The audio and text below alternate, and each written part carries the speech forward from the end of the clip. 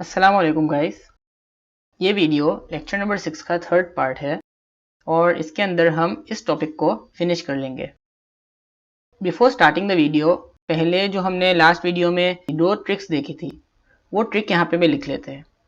हमने कहा था अगर एक तरफ n हो पावर, दूसरी तरफ पावर m हो तो हम इस तरफ को x कंसिडर करेंगे, इस तरफ को y, और दूसरा सिमिलर पावर हो दो तरफ और बीच में दो बार पावर आ रहा हो या सिंगल बार आ रहा हो, मसला नहीं है, इसको हम कंसिडर करते हैं x और दो तरफ वाले जो होते हैं उसको हम s ही रहने देते हैं।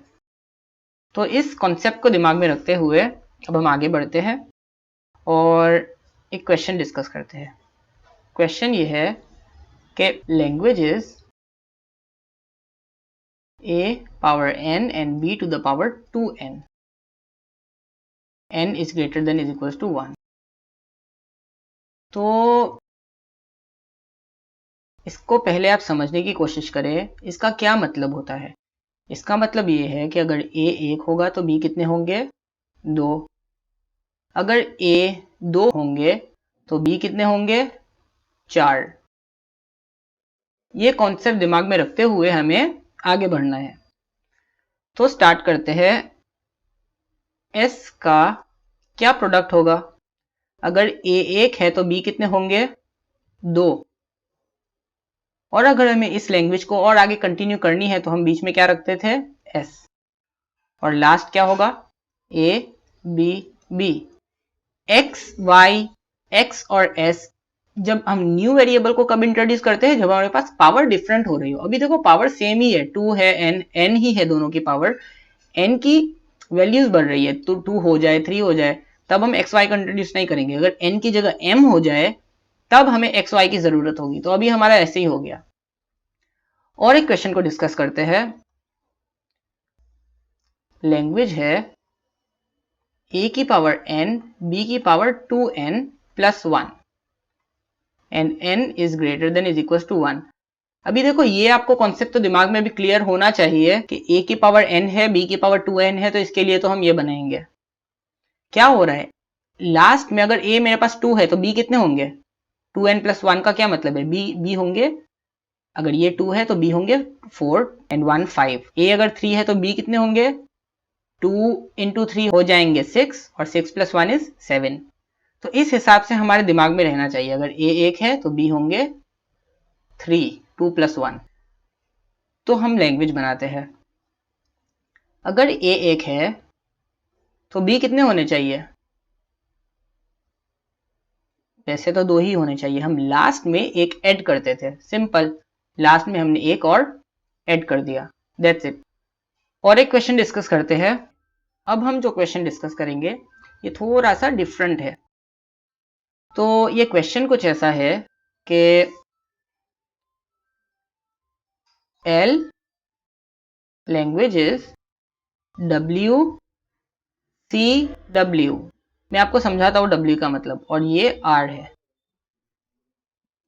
where W belongs to A, B। और प्लस का मतलब ये होता है कि मिनिमम एक A या B तो होगा ही, प्लस का मतलब ये होता है, सही है। तो ये हमारा सवाल खत्म हो गया। अब W का मतलब यहाँ पे ये है कि A B की कोई भी स्ट्रिंग होगी, सही है, A B की कोई भी स्ट्रिंग होगी, बीच में होगा C, और यहाँ पे जो A B की स्ट्रिंग इस तरफ है ना, यहाँ पे उसका रिवर्स होगा। अब मैं एक एग्जांपल आपको लिख के बताता हूँ, A B A। अगर ये मेरा स्ट्रिंग इस तरफ है तो यहाँ पे C बीच में था और इस तरफ फिर क्या होगा, A B A। अगर A B B है तो क्या होगा, B B A, इसका रिवर्स होगा, याद रखना। अगर सिर्फ B A है तो यहाँ पे क्या होगा, A B।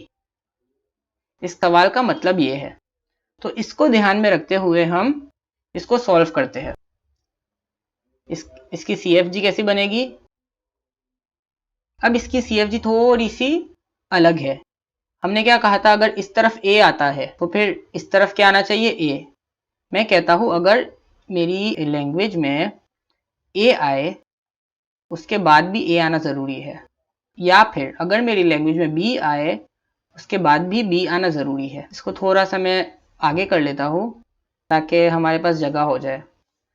ओके, और दूसरा ये था कि अगर ए आए तो ए हो, बी आए तो बी हो, और लास्ट क्या होगा? अगर ए हो तो बीच में क्या होना ज़रूरी है? सी होना ज़रूरी है। वैसे ही अगर बी हो तो बीच में क्या होना ज़रूरी है? सी होना। After C there should be a B. तो दैट्स इट। अभी इसका ट्री बना के देखते हैं तो आपको और ज़रा अच्छा समझ आ जाएगा। So a language is B B A C A B B. I hope आपको ये लैंग्वेज समझ आ गई होगी। तो अभी हम स्टार्ट करते हैं। How do we start? We start from S. S से हमने स्टार्ट किया। हमने कहा कि सबसे पहले हमें चाहिए बी और बी, बिल्कुल एजेस पे हम वर्क करेंगे।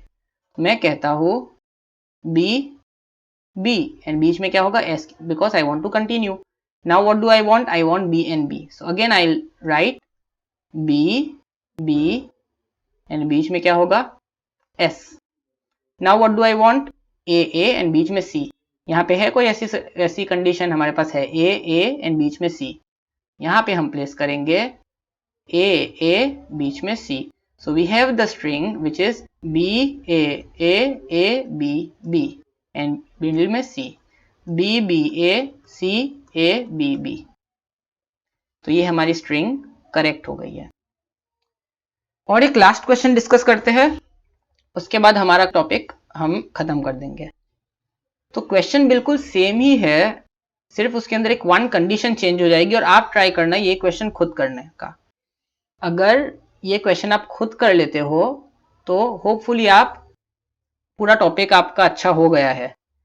तो बस ये क्वेश्चन सिर्फ ये है कि सेम क्वेश्चन है, बीच में हमने सी हटा दिया, सेंटर हमने हटा दिया। अब क्या है? अगर ए बी होगा तो फिर क्या होगा? बी ए होना चाहिए। अगर बी बी बी ए है तो ए बी बी बी होगा। पीछे हमारे पास सेंटर में सी था, अब सी नहीं है। तो सी नहीं है तो हम कैसी कंडीशन बनाएंगे?